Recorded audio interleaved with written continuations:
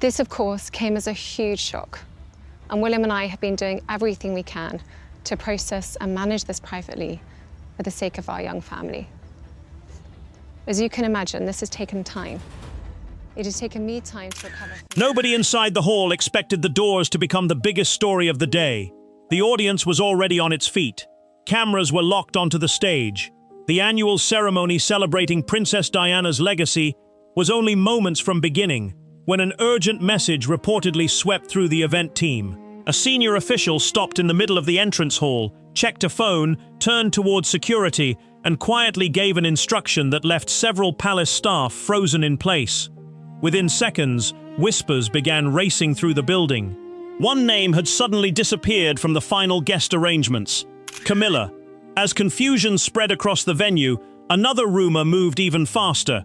According to palace insiders, Prince William had refused to let his mother's awards become anything other than a tribute to Princess Diana. Catherine was said to have stood firmly beside him. If the reports were true, one of the most extraordinary royal decisions in recent memory had just unfolded behind closed doors, and almost nobody outside the palace knew what had really happened. The grand entrance stood open, the cameras were already rolling, and every seat inside the hall had been carefully prepared for another celebration of Princess Diana's humanitarian legacy. Then, everything appeared to stop. A small circle of palace staff gathered near the entrance, exchanging uneasy glances as a quiet instruction moved from one official to another. Within moments, the meeting came sooner than planned. When William came home unexpectedly for the weekend from Eton, Camilla offered to leave, but Charles thought it right that they get it over with. He took her to the flat William had at Clarence House and left them to talk for half an hour. According to Penny Jr., at the end of the conversation, Camilla came out saying, "I need a drink." whispers spread through the room that someone unexpected would not be walking through those doors after all. According to persistent palace rumors that have never been officially confirmed, Prince William had personally approved a decision that stunned even experienced royal aides. Camilla was reportedly no longer expected to attend the ceremony honoring his late mother. Nobody inside the venue knew whether the reports were true.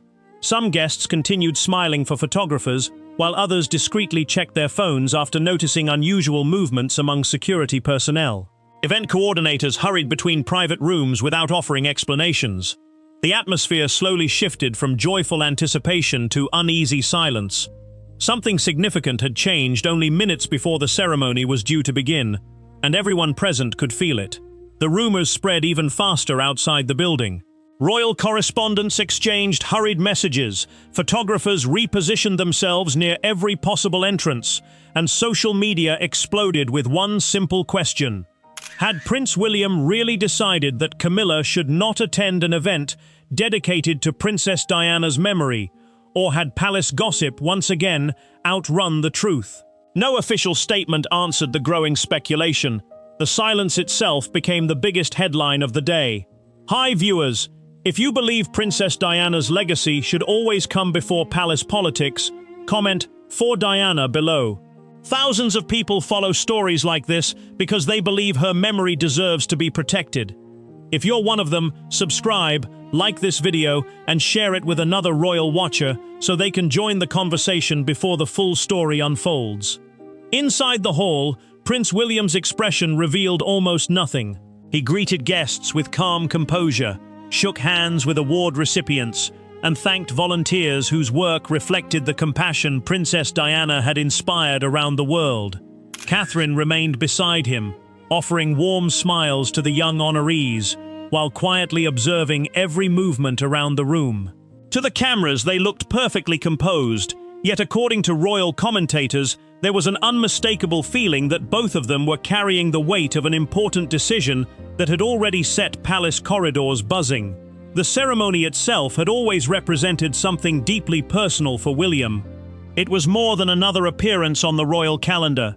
Every photograph displayed around the venue, every speech prepared for the evening, and every young recipient recognized for serving others reflected the values that his mother had championed throughout her life. Those close to the event often described it as one of the few occasions where William's public role and private emotions became almost impossible to separate.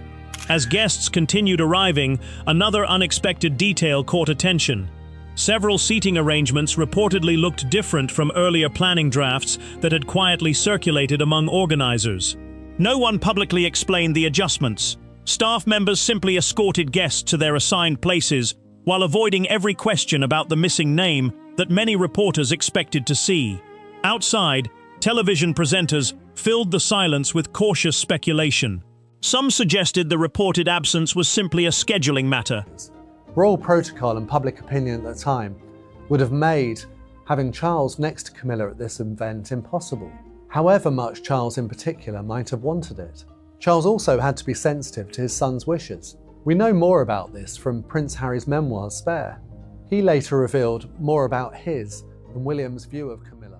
Others believed it reflected careful planning designed to keep the spotlight entirely on Princess Diana's humanitarian legacy. A few commentators even warned viewers not to mistake rumor for fact until the palace issued an official response. But as the minutes passed without clarification, the uncertainty only fueled greater curiosity. Within private royal circles, speculation reportedly became even more intense. Some insiders quietly claimed that difficult conversations had taken place days earlier. Others insisted that confidential meetings had stretched late into the evening, with advisors debating how the ceremony should reflect Diana's memory while avoiding fresh controversy. None of those claims have been independently confirmed, yet they continued circulating among journalists covering the event. The tension became impossible to ignore when several photographers noticed that security personnel remained positioned near an entrance that suddenly appeared unnecessary. Their attention shifted repeatedly toward arriving vehicles before returning to their radios. Every movement was analyzed. Every facial expression became another clue. Every unanswered question deepened the mystery surrounding the ceremony. William continued speaking with the young award recipients as though nothing unusual had happened. He listened carefully to stories of charity work, community leadership, and acts of compassion that echoed the principles Diana had spent her life promoting. Catherine joined those conversations naturally, making each recipient feel valued. Their calm demeanor contrasted sharply with the growing storm unfolding beyond the walls of the venue. Reporters soon realized that the story was no longer just about an awards ceremony. It had become a story about loyalty, memory, family, and the lasting impact of wounds that many believed had never completely healed. It was a very sensitive, difficult time for Camilla, because even though, she was the long-term girlfriend, well established with Charles, she often wasn't allowed to sit with him, particularly at big state occasions. And the final straw, by all accounts, came. If the rumors proved accurate, this would mark one of the boldest symbolic decisions associated with Diana's legacy in years. If they proved false, the palace would still have to explain why speculation had reached such extraordinary levels. Then another unexpected development quietly emerged. According to multiple palace rumors, several senior advisors had spent the previous week reviewing sensitive recommendations connected to the event. Those discussions allegedly centered on one difficult question: how could Princess Diana's legacy remain the sole focus of the evening without allowing decades of unresolved public history to overshadow the young people being honored? No official confirmed those conversations. No documents were released. Yet the absence of clear answers encouraged even more theories. Every passing minute allowed fresh speculation to fill the silence left by Buckingham Palace and Kensington Palace. Guests applauded as the ceremony officially began, but many eyes continued drifting toward the entrance. They were not watching the stage anymore. They were watching the doors, wondering whether someone unexpected would still appear at the last possible moment. That moment never came. What almost nobody inside the hall realized was that the reported decision, if the palace rumors were even partly accurate, had not been made that morning. It had allegedly begun days earlier behind closed doors during confidential meetings where a single sentence changed the entire direction of the ceremony. And once Prince William reportedly heard those words, there was no turning back. Chapter 2. A heavy mahogany door slammed shut deep within the private quarters of Kensington Palace, sealing 7 people inside a room where the air felt thick enough to suffocate. Papers lay scattered across a long table, but no one was reading them. Every eye was locked on Prince William, who stood at the head of the room with a look of iron resolve that left his advisors utterly speechless. On the table before him rested a single document, a draft guest list, where one prominent title had been deliberately struck through with a thick red line. The name belonging to Queen Camilla was gone. The silence inside that room carried a terrifying weight. For several seconds, no senior official dared to speak, fully aware that crossing the line in front of them meant stepping into a constitutional minefield. Then, William broke the stillness with a voice so low and sharp it caused a senior legal advisor to drop his pen. He made it clear in no uncertain terms that the upcoming evening belonged exclusively to his mother. The interaction feels formal and possibly forced. While we don't know the exact context of this picture, we do know that Camilla had told friends at this point that she was surprised at the unexpected side to William that she had found. "The boy's got a temper," she apparently said. In Robert Lacey's book, Battle of the Brothers, he writes, "And her memory would not be compromised for anyone." That single sentence ignited a quiet panic among the courtiers seated around the table. Senior royal aides, people who had spent decades managing family scandals and navigating delicate public relations, suddenly realized they were facing a crisis unlike any other. This was not a routine disagreement over royal protocol. It was a son drawing an unyielding line in the sand, refusing to allow the institution he served to rewrite the history of the woman who raised him. Catherine sat directly to his left, her expression composed, watchful, and intensely focused. She did not need to raise her voice or deliver dramatic speeches. Her quiet presence conveyed an unmistakable message of total solidarity with her husband. When an advisor attempted to argue that altering the official guest list at such a late stage would provoke immediate public suspicion, Catherine simply looked at him and reminded the room that the true purpose of the foundation was to honor Diana's living values, not to preserve comfortable public illusions. Her calm intervention effectively shut down the courtiers' attempt to deflect the issue. The meeting had been called under conditions of extreme secrecy late on a Tuesday evening. Only a hand-picked group of senior trustees, legal counselors, and personal advisors had been summoned, each required to leave their mobile devices outside the room.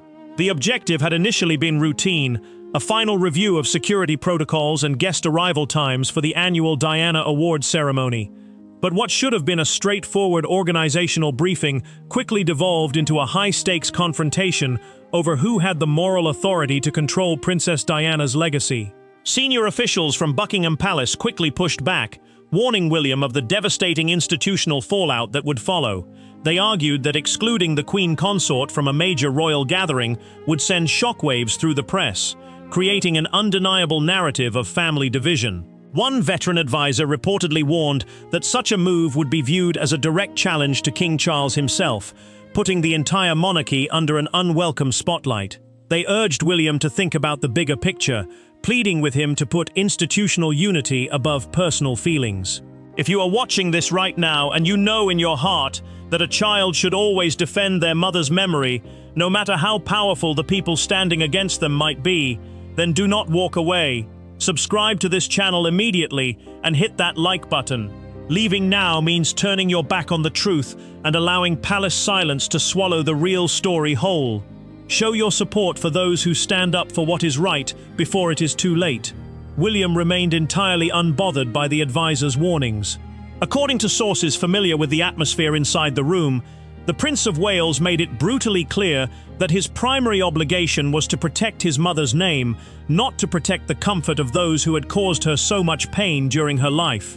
He pointed out that the charitable organization overseeing the awards had been established to keep Diana's spirit of compassion alive among young people, and bringing Camilla into that specific space would inevitably shift every camera lens away from the young honorees and onto decades of bitter history. Legal advisors in the room attempted to find a technical loophole, examining the official charter of the awards organization to determine whether William had the sole authority to dictate the final guest list. They pointed out that as an independent charitable entity, the foundation operated under specific guidelines, and sudden exclusions could spark unwanted administrative scrutiny. But William countered every legal argument with unwavering precision. He knew the charter inside out, and he knew that as the primary patron acting in memory of his mother, his personal endorsement carried decisive weight. The debate grew increasingly tense as the clock ticked past midnight. Phone calls were quietly made to private offices, with messages bouncing back and forth between Kensington Palace and Buckingham Palace in hushed tones. Courtiers who had spent their entire careers avoiding conflict now found themselves caught between a future king who refused to back down and a reigning monarch whose spouse was about to be publicly sidelined. Some advisors suggested a compromise, proposing that Camilla could arrive through a private entrance, attend only the formal presentation, and depart before the main press photographs were taken. They argued that this would satisfy official protocol while keeping her appearance as understated as possible. But William flatly rejected the proposal. In his mind, partial attendance was merely a diplomatic cover-up that failed to respect the core issue. He was not interested in optics. He was interested in protecting the emotional truth of his mother's legacy. As the argument reached a critical deadlock, Catherine quietly pointed out another glaring problem that the courtiers had overlooked. She noted that if Camilla were to attend, every journalist in the room would spend the night analyzing her body language, searching for subtle signs of discomfort or friction. Instead of stories highlighting young humanitarians who had dedicated their lives to helping others, the front pages of international newspapers would be dominated by sensationalized headlines about royal rivalries. Catherine insisted that subjecting the young award winners to such a circus would be an insult to the work they were being recognized for. Her observations struck a deep nerve among the trustees present. Several board members who had initially remained neutral began to shift their stance, realizing that the Princess of Wales was entirely correct about the inevitable media reaction. The focus of the awards would be completely destroyed, replaced by an relentless public debate over palace politics. Yet, despite the growing support for William's position, the fear of an explosive royal feud hung heavily over the room. Senior staffers warned that removing Camilla from an event of this magnitude could create a rift between William and his father that might never fully repair. They spoke of the public perception, the constitutional implications, and the severe strain it would place on the royal family's carefully crafted image of stability. William listened to their warnings without flinching. He understood the risks better than anyone present, but his choice had already been made. For years he had watched from the sidelines as history was quietly rewritten and painful memories were swept under polished rugs for the sake of institutional convenience. This time he was determined to stand his ground, regardless of the personal or political cost. Just as the legal team was preparing to draft another desperate plea for compromise, the heavy doors of the meeting room opened once again. A senior communications officer walked in, holding a sealed leather folder marked with the highest level of palace confidentiality. The room fell completely silent as the officer approached the table and handed the file directly to Prince William. Inside that folder was an internal document that had been locked away for years, containing confidential details that changed the entire nature of the debate and left everyone in the room frozen in shock. Chapter 3. The secure phone on the desk of the private secretary violently shattered the absolute silence of the early morning hours. It was an encrypted line reserved only for matters of extreme urgency. The receiver was snatched up before the second ring could finish echoing against the heavy oak walls. On the other end, a senior aide loyal to the Queen Consort delivered a message that instantly turned the royal household into a battleground. The instruction was clear, precise, and completely uncompromising. They were fighting back. According to widespread but unverified palace leaks, the moment Prince William made his absolute refusal known, a shadow war erupted across the royal estates. The polite smiles and carefully rehearsed public harmony vanished in an instant. Courtiers who had spent decades surviving palace politics suddenly found themselves forced to choose sides in a bitter civil war that threatened to tear the monarchy apart from the inside.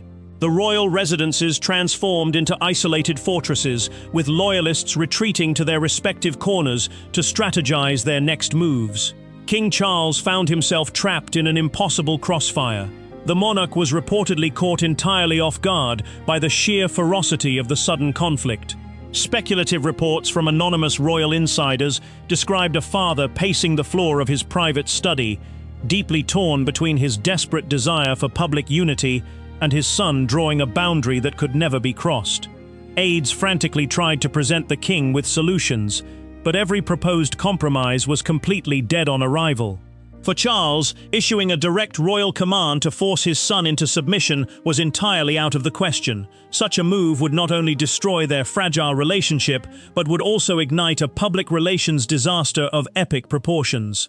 The bureaucratic warfare that followed was brutal and highly coordinated. Camilla's team immediately began applying immense pressure on the event organizers. They demanded a complete review of all logistical planning. According to whispered rumors among junior staff, senior protocol officers were ordered to tear through the historical archives and recent planning files. They were desperately searching for any physical proof that a formal invitation for the Queen Consort had ever existed in the first place. If they could prove she had been formally invited and then explicitly disinvited, they could frame William as the aggressor. Offices that usually operated with quiet dignity descended into chaos. Desks were covered in seating charts, draft press releases, and security manifests. Phones rang constantly.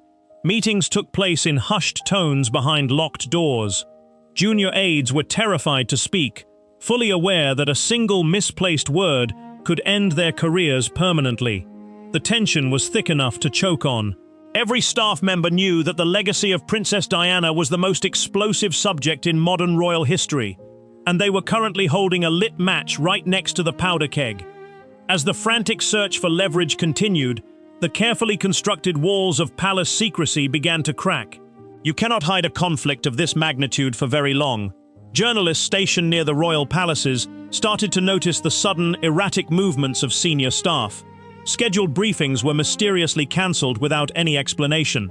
Black vehicles arrived and departed at odd hours of the night. The absolute refusal of the palace press secretaries to answer simple questions only confirmed the worst suspicions of the media.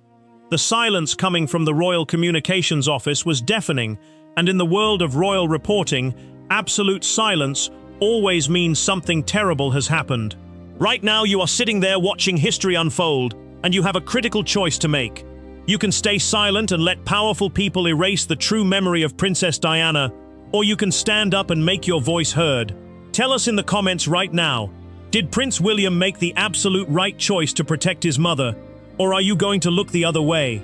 If you truly care about justice and protecting her legacy, you must subscribe to this channel and share this video immediately. Remaining passive and clicking away is exactly what the palace insiders want you to do.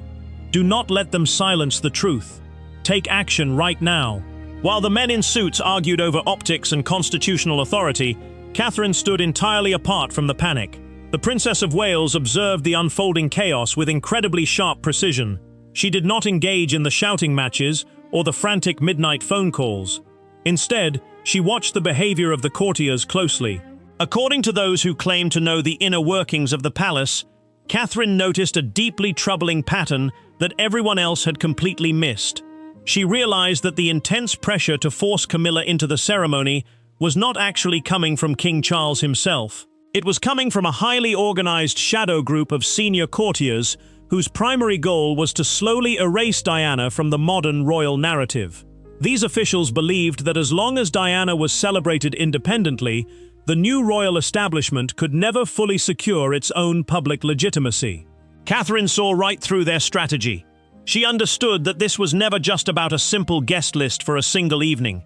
It was a calculated attempt to hijack the ceremony and use it to force a public image of absolute family unity, completely neutralizing the independent power of Diana's humanitarian legacy. Catherine quietly brought this hidden problem to her husband. She laid out exactly how the courtiers were manipulating the situation, using the threat of media scandal to bully William into submission. Her sharp observation hardened his resolve entirely. He realized that if he compromised even an inch, the entire purpose of the foundation would be permanently corrupted by palace politics.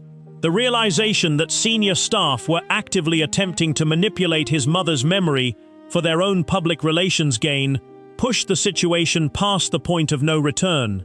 The media frenzy outside the gates reached a boiling point. tabloid reporters began publishing blind items hinting at a massive internal rupture. Royal correspondents went on live television, openly questioning why Buckingham Palace was suddenly in a state of complete lockdown. The pressure on the communications team became unbearable. Aides pleaded with the senior royals to release a joint statement, anything to calm the growing storm in the press. They warned that if the palace did not take control of the narrative immediately, the newspapers would invent their own versions of the truth, and those versions would be utterly devastating. Despite the begging and the warnings, William completely refused to authorize any statement that included a compromise. He would not participate in a lie to save the face of the institution. The stalemate dragged on for hours, with the entire royal household suspended in a state of paralyzing fear. The awards ceremony was rapidly approaching, and the seating arrangements remained a battleground of bitter contention. Every single person involved in the planning was pushed to their absolute psychological limit. Then, the unthinkable finally happened. The intense pressure inside the palace became too much for one individual to handle. Someone deeply embedded within the most secure inner circle made a choice that would change everything. Late in the evening, as the final preparations for the ceremony were supposedly being finalized, a rogue official reached out to a trusted contact outside the palace walls. The dam holding back the secrets finally broke. A highly sensitive fragment of the confidential discussions, the very arguments that had taken place behind locked doors, was quietly handed over to the outside world. This anonymous leak contained specific details about the immense pressure placed on William and the calculated attempts to rewrite the narrative of the event. The leaked information proved that the public's smiling faces were nothing more than a carefully constructed illusion hiding a bitter reality. The palace civil war was no longer a secret, contained within the ancient stone walls. The absolute worst fear of the royal establishment had just materialized in the dark. The truth was out, and the fallout was about to explode directly onto the floor of the ceremony. Chapter 4. The house lights dimmed across the massive vaulted ceiling of the Grand Hall, signaling the start of the most highly anticipated royal event of the year. Orchestral music swelled through the concealed speakers, meant to inspire the hundreds of distinguished guests taking their seats. Instead, a collective realization suddenly struck the attendees packed into the front rows like a physical blow. One meticulously arranged chair in the central royal viewing gallery remained entirely vacant. The quiet murmurs that had infected the corridors only hours earlier were no longer just speculative gossip exchanged among anxious staffers. The rumors had materialized into undeniable reality. The Queen Consort was completely missing from the room. A visible ripple of absolute shock moved through the audience as diplomats, charity executives, and wealthy donors simultaneously registered the glaring absence.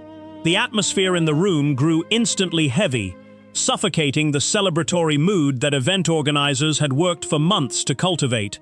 Guests who had spent the evening politely sipping champagne now leaned toward one another, whispering frantically behind raised hands. Every single person present understood the catastrophic implications of that empty chair. It was not merely a matter of someone missing an engagement. In the meticulously choreographed theatre of the British monarchy, an empty seat at an event honoring Princess Diana communicated a brutal and unmistakable message to the entire world. Back in the designated media enclosure at the rear of the venue, absolute chaos erupted in complete silence. Veteran royal correspondents, men and women who had spent their entire careers analyzing the subtle movements of the Windsor family, scrambled desperately to cross-reference their printed briefing materials. Several journalists pulled out smuggled physical copies of the preliminary seating drafts, pointing frantically at the undeniable discrepancy, staring them right in the face. The earlier internal drafts, which had been quietly leaked by sources weeks prior, clearly listed a highly prominent position for Camilla right next to the senior royal patrons. Now, that designated position had been surgically erased from the final physical arrangement on the floor. Photographers rapidly changed their heavy lenses, zooming all the way in on the vacant space and capturing the exact visual proof of a severely fractured monarchy. The press gallery knew exactly what they were witnessing. This was absolutely not an unforeseen scheduling conflict or a sudden illness. According to the furious speculation immediately spreading across the media platforms, this was a deliberate, calculated and surgical exclusion orchestrated from the very top. Editors back at the major newsrooms began screaming through earpieces, demanding their reporters secure immediate confirmation from anyone willing to speak. But there was no one left to provide answers. The official handlers had mysteriously vanished from the press area just moments before the music started. While the ceremony descended into quiet panic, Buckingham Palace completely shut down its operations. Reporters bombarding the Royal Communications Office received nothing but freezing silence in return. There were no polite excuses offered about sudden indispositions. There were no carefully worded diplomatic explanations regarding unfortunate diary clashes. The absolute refusal to issue a formal denial only poured highly flammable fuel onto the roaring fire of public debate. Speculation mutated into supposed fact across global social media platforms within a matter of minutes. King Charles remained completely out of sight during the escalating crisis. The monarch, who usually acted as the great unifier of the family, was reportedly trapped in a state of paralyzing inaction. Sources deeply embedded in the royal household claimed the king was watching the live broadcast from the solitary confinement of his private study, entirely helpless to stop the very public display of his bitterly divided family. He knew that issuing a statement demanding respect for his wife would only validate the rumors of a massive fight with his eldest son. The institution was completely cornered by its own desperate need to maintain appearances. Every passing minute of silence from the crown only proved to the public that the internal civil war was real, raw, and completely out of control. If you are watching this right now and choosing to remain silent, you are actively participating in the deliberate erasure of Princess Diana and her incredible humanitarian legacy. Do you really want to be part of the passive crowd that turns a blind eye when powerful institutions try to bury the truth to protect themselves? Prove that you actually care about justice and loyalty. Subscribe to this channel right now. Leave a comment because loan Prince William for protecting his late mother, and share this video with everyone you know. If you click away from this screen, you are telling the entire world that loyalty means absolutely nothing to you and that the establishment can get away with anything. Do not let the raw truth be swept under the palace rug forever. Take action today. Down on the illuminated floor of the ceremony, Prince William and Catherine navigated the intense and suffocating scrutiny with terrifying composure. Every single television camera in the room tracked their micro-expressions with ruthless precision. Every brief glance they exchanged was immediately captured, broadcast, and heavily analyzed by millions of viewers around the globe. According to body language experts who later reviewed the unedited footage, the Prince of Wales displayed a jaw locked in absolute defiance. There was absolutely no relaxed royal charm on display tonight. His shoulders carried the rigid, unyielding posture of a man standing guard over something deeply sacred. Catherine sat directly beside him like a completely silent sentinel. She did not fidget in her seat. She deliberately avoided making direct eye contact with the flashing lenses of the press pool. Her eyes remained firmly locked onto the young award recipients seated near the stage, intentionally forcing the visual narrative back to the charitable purpose of the entire evening. Yet, those who claimed to know the couple intimately noted a fierce, protective energy radiating from the Princess of Wales. She was actively shielding her husband from the invisible arrows flying from all directions, projecting an impenetrable wall of unity that no courtier could ever break. When William finally stepped up to the wooden podium to deliver his highly anticipated keynote address, the entire massive hall stopped breathing. The silence was so absolute, you could hear the faint clicking of the camera shutters echoing off the walls. He looked directly out over the massive crowd, his intense gaze cutting straight through the blinding flashes of light. He began speaking about raw compassion, about the necessity of truth, and about the brave young people who fought tirelessly every single day to make the world better. But everyone listening in that room understood the much deeper subtext hidden beneath his carefully chosen words. When he finally invoked the enduring memory of his mother, his voice dropped an octave, resonating with a raw and entirely unfiltered emotion that sent chills through the audience. He spoke of Diana as a magnificent force of nature who absolutely refused to conform to the comfortable lies demanded by powerful institutions. He openly praised her incredible courage to stand completely alone when the establishment turned against her. To the untrained ear of the casual viewer, it was simply a beautiful tribute to a deeply missed parent. But to the seasoned royal insiders, sitting frozen in the front rows, it felt exactly like a declaration of absolute independence. The prince was brilliantly using the global platform to loudly broadcast that his mother would never be overshadowed or silenced by anyone currently sitting on a throne. The reaction outside the venue exploded into complete madness before his speech even concluded. Digital news outlets published massive breaking headlines, dissecting every single syllable William spoke.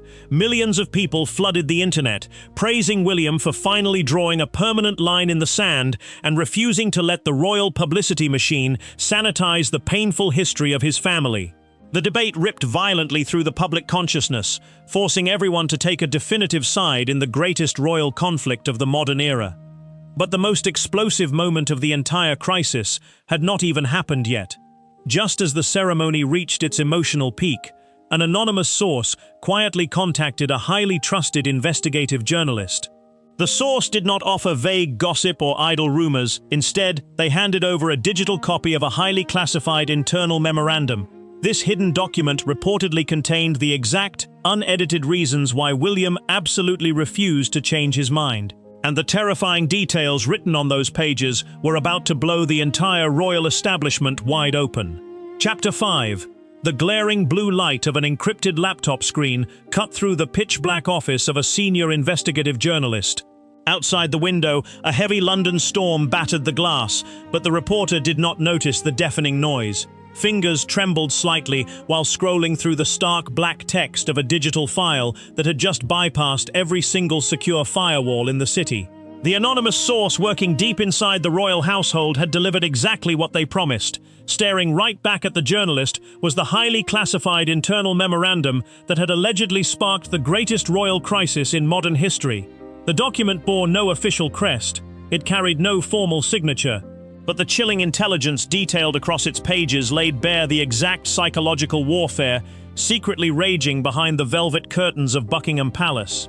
According to sources who claim to have seen the original physical copy, this was the exact file handed to Prince William hours before the ceremony began. The text did not contain simple logistical complaints or routine scheduling adjustments. Instead, it contained a devastating psychological profile of the current royal establishment and a terrifying prediction of what would happen if the Prince of Wales surrendered his moral authority. The truth hidden in those paragraphs was explosive enough to permanently shatter the carefully managed public image of the British monarchy. The explosive memorandum reportedly summarized weeks of deeply confidential consultations with the surviving members of Princess Diana's inner circle. These were the fiercely loyal individuals who had stood by her during her darkest hours. People who intimately understood exactly how the ruthless palace machinery operated. Their combined assessment was brutally clear and completely unapologetic. The alleged document warned that introducing Queen Camilla into a space uniquely sacred to Diana's memory was not a polite diplomatic accident. It was categorized as a highly calculated maneuver designed by senior courtiers to neutralize the independent power of the late Princess of Wales. The leaked pages supposedly detailed how the establishment planned to weaponize the visual imagery of the two women. By placing Camilla in the front row of an event entirely dedicated to Diana, the monarchy could force a public visual of absolute unity. This move would effectively force Diana's most loyal supporters to publicly accept the new hierarchy without question. The memorandum forcefully argued that this strategy would permanently contaminate the pure humanitarian focus of the charity awards. Instead of celebrating the incredible sacrifices of young leaders from around the globe, every major news outlet would spend weeks analyzing Camilla's facial expressions. The global media would endlessly compare her presence to the ghost of the magnificent woman she had replaced. The advisors explicitly warned William that if he permitted this orchestrated public relations stunt to happen, he would become completely complicit in the final, permanent erasure of his mother's legacy. They argued that the institution was actively trying to rewrite history, demanding that Diana become nothing more than a quiet footnote in the glorious reign of the new king and queen. Reading those specific words allegedly changed Prince William forever. According to whispered accounts from those present in the final planning meetings, the Prince of Wales read the devastating assessment in complete and utter silence.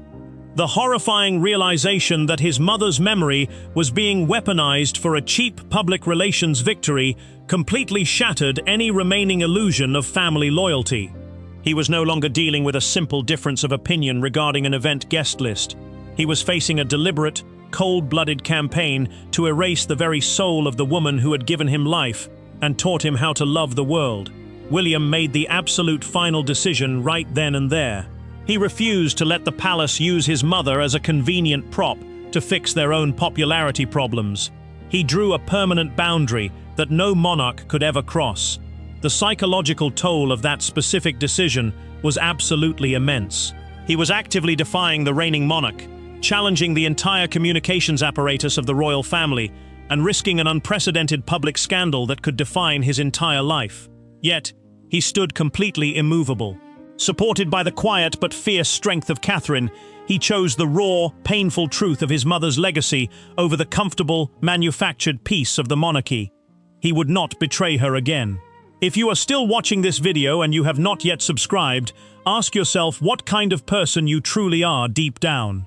Will you sit by in total silence while powerful institutions try to erase the legacies of strong women who fought for the truth? By ignoring the subscribe button and refusing to share this video, you are handing a massive victory to the exact same people who tried to destroy Princess Diana decades ago. Do not be complicit in their relentless cover-up.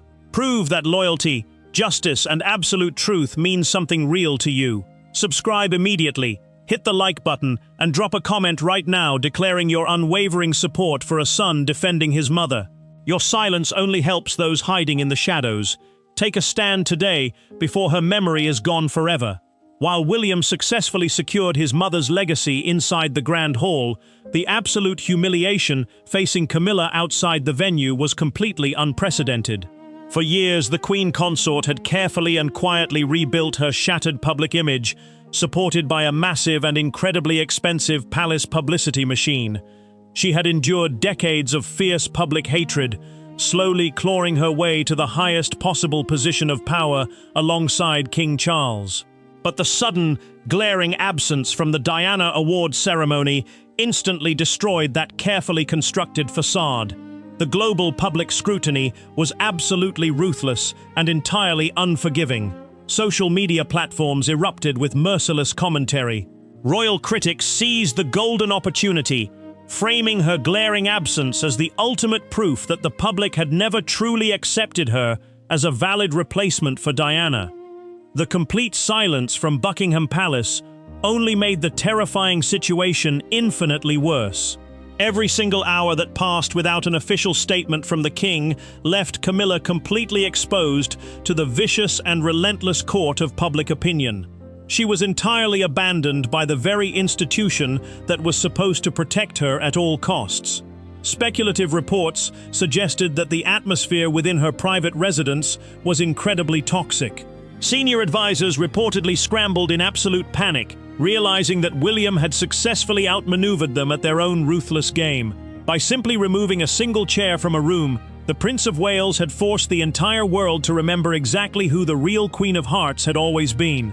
The shadow of Princess Diana had returned to cast a massive, inescapable darkness over the new reign, and there was absolutely nothing the current royal establishment could do to stop it.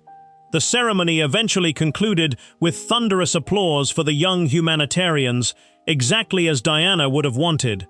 The true focus of the night remained untarnished by the bitter politics of the crown. William and Catherine departed the venue, with their heads held extremely high, leaving behind a completely fractured monarchy, struggling to survive the shockwaves of their open defiance. The awards had been saved, but the ultimate cost of that salvation remains entirely unknown. The absolute biggest mystery still haunts the corridors of power today. The alleged confidential memorandum remains securely hidden in the digital shadows, terrifying the courtiers who know its full contents. But you do not have to wait in the dark. In our very next video, we are blowing this entire scandal wide open. We have uncovered details of a deeply buried audio recording allegedly captured just moments after King Charles realized William had completely defied his strict orders. The specific panic heard in the background of that supposed tape changes the entire narrative of the royal family forever. You absolutely cannot afford to miss this chilling revelation. Subscribe right now, turn on your notifications, and prepare yourself for the secret the palace is desperately trying to destroy.